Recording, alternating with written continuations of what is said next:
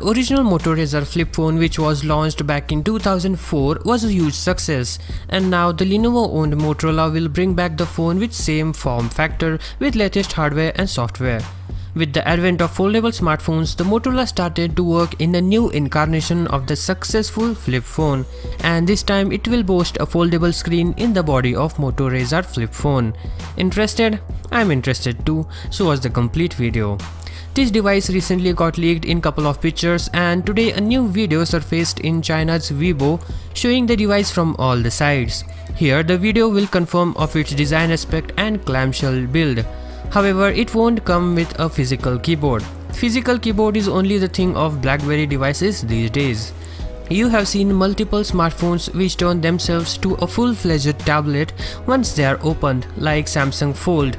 Instead, for Moto you will find a compact clamshell designed phone when opened turns into a standard smartphone.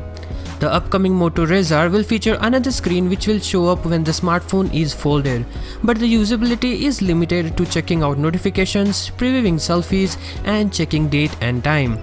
The resolution has been leaked for small screen, it's 600 into 800 pixels, but its size is still unknown, and below it houses a selfie camera.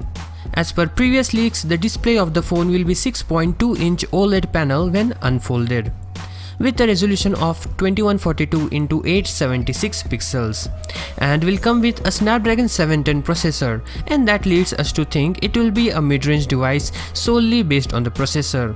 But it will be priced higher, and maybe that makes it a high-priced mid-range device.